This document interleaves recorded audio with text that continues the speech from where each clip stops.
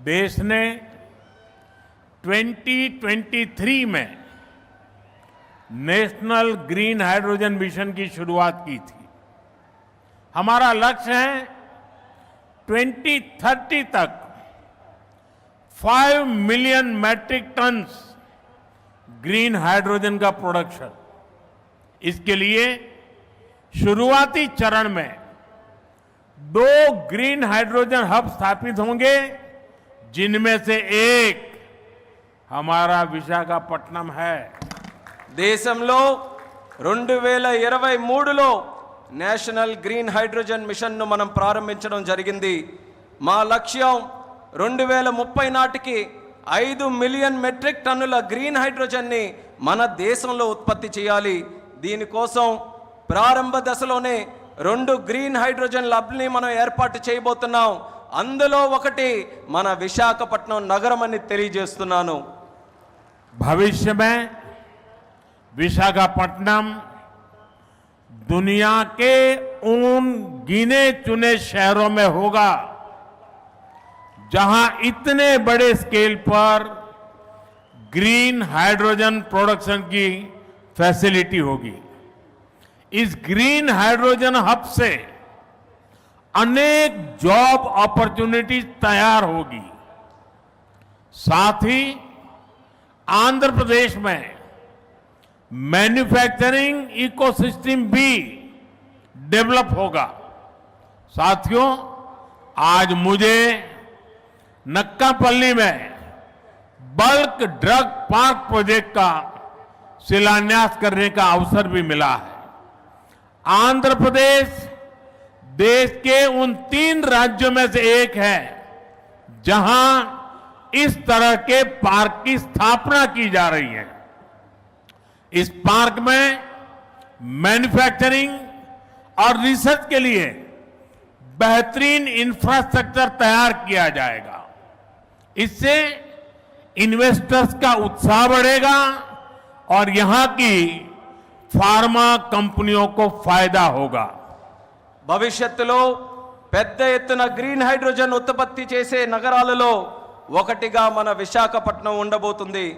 ఈ green hydrogen hub ద్వారా అనేక ఉద్యోగ అవకాశాలు సృష్టించబడతాయి. దీంతో ఆంధ్రప్రదేశ్లో మ్యానుఫ్యాక్చరింగ్ వ్యవస్థ కూడా అభివృద్ధి చెందబోతుంది.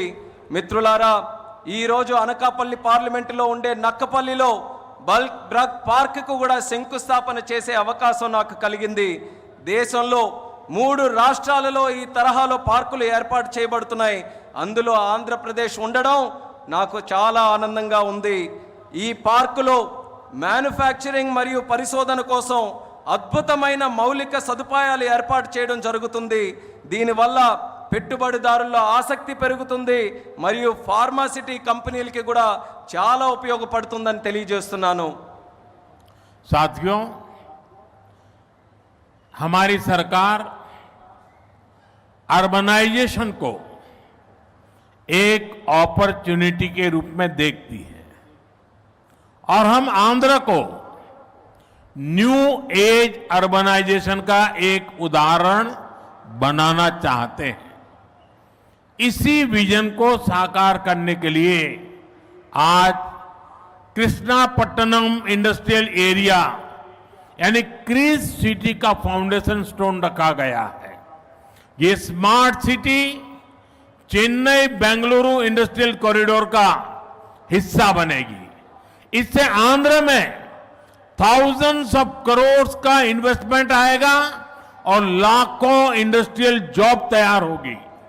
మిత్రులారా, మా ప్రభుత్వం పట్టణీకరణకు ఒక అవకాశంగా చూస్తుంది. అలానే మన ఆంధ్రప్రదేశ్ రాష్ట్రం నవయుగ పట్టణీకరణకు ఉదాహరణగా ఉండబోతుంది. ఈ విజన్ సాకారం చేసేందుకు నేడు కృష్ణపట్నం ఇండస్ట్రియల్ ఏరియా అంటే క్రిస్ సిటీ శంకుస్థాపన కూడా చేయడం జరుగుతుంది.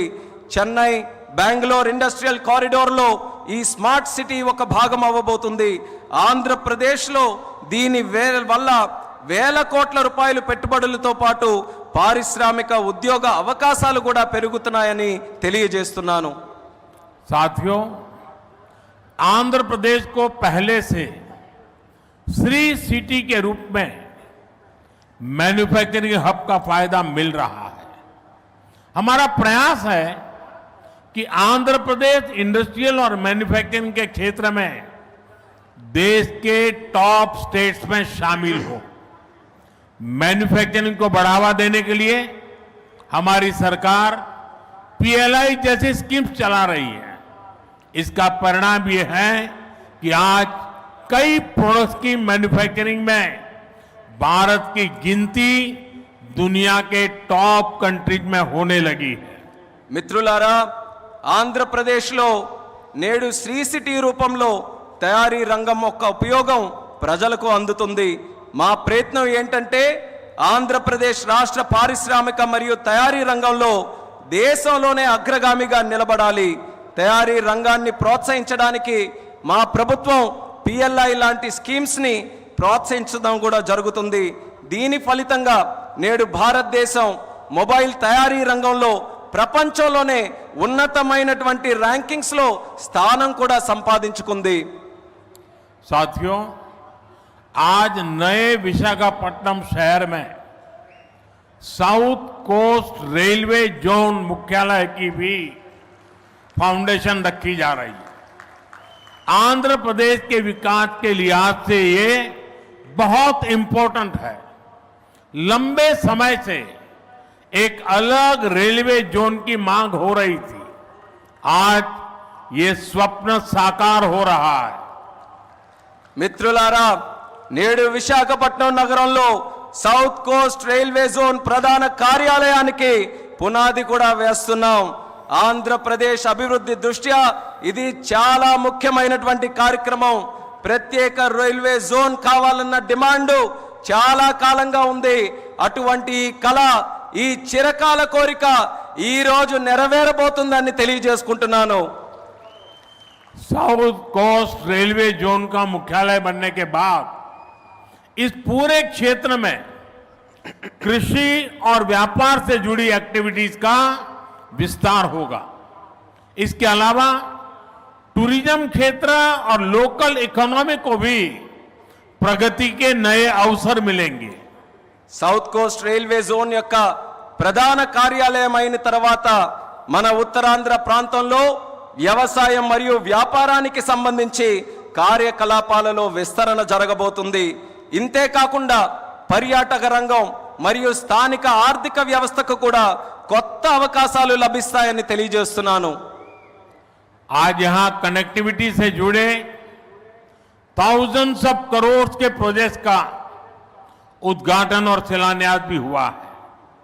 रेलवे के क्षेत्र में आंध्र प्रदेश उन राज्यों में शामिल है जहां 100% इलेक्ट्रिफिकेशन हो चुका है।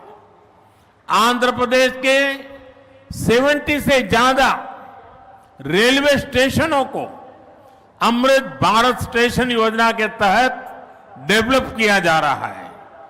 आंध्र प्रदेश के लोगों की ईज ऑफ ट्रेवल के लिए 7 वंदे भारत ट्रेनें और अमृत भारत ट्रेन भी चलाई जा रही है। నేడు కనెక్టివిటీకి సంబంధించి వేల కోట్ల విలువైన ప్రాజెక్టులు ఇక్కడ ప్రారంభోత్సవం మరియు శంకుస్థాపన జరుగుతుంది. రైల్వే రంగంలో ఆంధ్రప్రదేశ్లో నేడు 100% విద్యుదీకరణ జరిగింది.